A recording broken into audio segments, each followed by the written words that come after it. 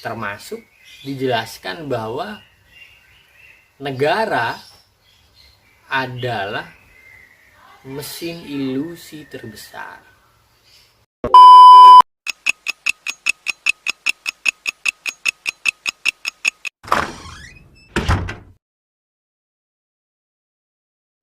Kita bisa membedakan bagaimana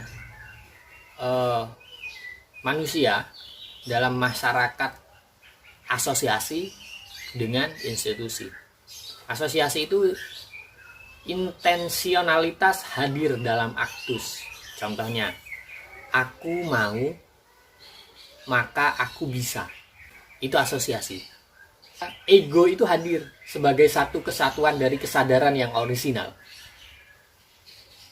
Itu asosiasi loh ya. Kemudian kalau di institusi itu berbeda. Misal institusi begini. Kamu mau maka kamu tak bisa sampai norma mengizinkannya. Kemudian kamu tidak mau maka kamu harus bisa karena norma mengharuskannya. Nah, itu institusi. Jadi semacam ada nilai yang terlembagakan.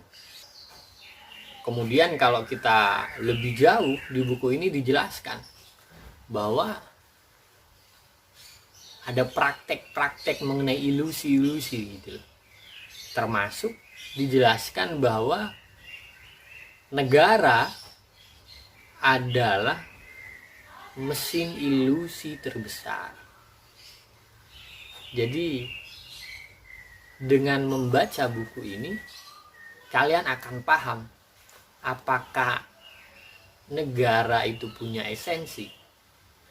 Kalau memang punya, apa esensi negara? Atau memang nggak punya esensi? Kemudian soal budaya. Budaya itu kan sebenarnya asosiasi nilai-nilai. Itu adalah budaya. Karena kalau asosiasi itu kan ada spontanitas yang tumbuh. Formasi makna yang di dalamnya masing-masing memiliki kebebasan untuk menganut atau melepaskan nilai-nilai yang ada.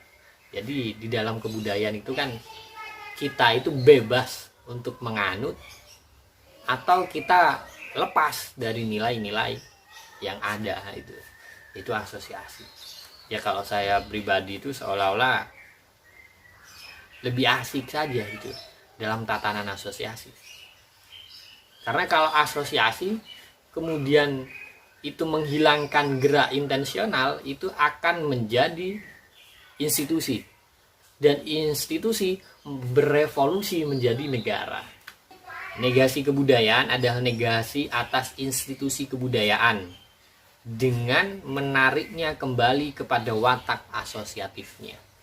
Jadi kalau misal kebudayaan sudah terlembaga, maka yang perlu kita negasikan, perlu kita gerakkan adalah bagaimana membawa kebudayaan kepada watak asosiatifnya.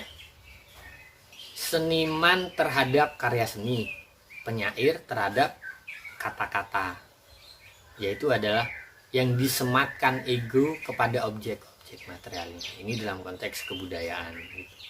Jadi seniman adalah ketelahadaan ego. Kemudian karena karya seni adalah objek yang dapat dinegasi.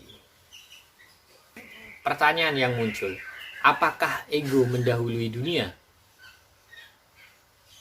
Wah, di buku ini yang primer bahwa ego ada bersama dunia. Jadi pertanyaan tersebut soal siapa yang lebih dulu antara ego dan dunia itu adalah soal sekunder. Ego tidak hidup di dunia karena bukan siapa yang lebih dulu antara ego dan dunia, melainkan ego ada bersama dunia. Dunia tidak menjerat ego dan menundukkannya, tetapi ada, hadir, mewujud, menampak di hadapan ego bersama ego. Negasi adalah subjeksi.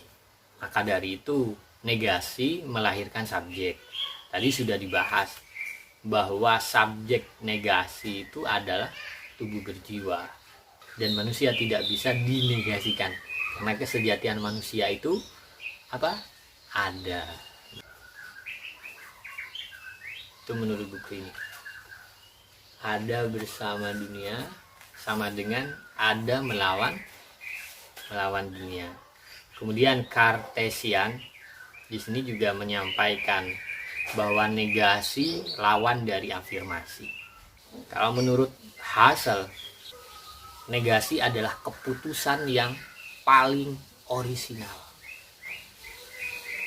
Nah, itu kenapa saya menganggap buku ini penting untuk disampaikan, walaupun pemahaman saya juga belum tentu benar, karena yang tahu betul mengenai buku ini jelas saja penulis itu. Di bab kedua ini adalah transgenerasi. Transgenerasi apa? Trans itu adalah melintas, generasi adalah melahirkan atau memproduksi atau menciptakan generasi baru. Transgenerasi itu saat menjadi kupu-kupunya kepompong. Kan kepompong kemudian menjadi kupu-kupu. Transgenerasi itu bukan kupu-kupunya, juga bukan kepompongnya, melainkan saat menjadi kupu-kupunya kepompong. Jadi temporalnya gitu. Jadi waktunya itu yang dari gerak temporalnya itu, transgenerasi adalah saat menjadi kupu-kupunya kepompong. Kemudian di sini juga sebenarnya dijelaskan bahwa transgenerasi adalah perubahan nyata. Itu mudahnya. Nah, ini ada proses transgenerasi, bukan modifikasi atau modulasi, juga bukan metamorfosa.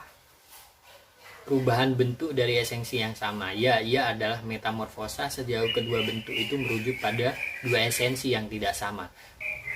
Kupu-kupu dari kepompong. Kemudian, kalau sudah jadi kupu-kupu, kupu-kupu tidak lagi sebagai kepompong. Dan ketika sudah jadi kupu-kupu, maka kupu-kupu tidak terikat lagi hal ihwal soal kepompong. Nah, itu di sini istilahnya transmorfosa. Tapi apakah transmorfosa itu sama dengan transgenerasi? Nah, itu nanti bisa jenengan ulas sendiri. Dengan transgenerasi, yang ada tanpa ada di sana ternegasikan menjadi yang ada dengan ada di sana. Yang ada di luar dunia kini menjadi ada di dalam dunia. Nah, kemudian penulis mempertegas ini, filsafat negasi adalah gerak menuju noumena. Kebaruan absolut muncul ketika noumena menjadi fenomenal. Apa fenomenal dan apa noumena? Itu bisa dicek pengertian itu dari pengertian Kant. Jadi filsafat negasi adalah gerak menuju noumena. Bagaimana kita menerjemahkannya dalam kehidupan sehari-hari, itu mari kita cermati sendiri. Oke, sekian itu yang bisa saya sampaikan. Saya mohon maaf kalau misal ada beberapa penjelasan yang memang tidak mudah saya bahasakan. Kemudian yang kedua, saya juga minta maaf karena memang buku ini terkategori berat. Belum tentu yang saya sampaikan ini sama dengan maksud Muhammad Al-Fayyad. Jadi itu saja, saya mohon maaf. Terima kasih banyak. Assalamualaikum warahmatullahi wabarakatuh.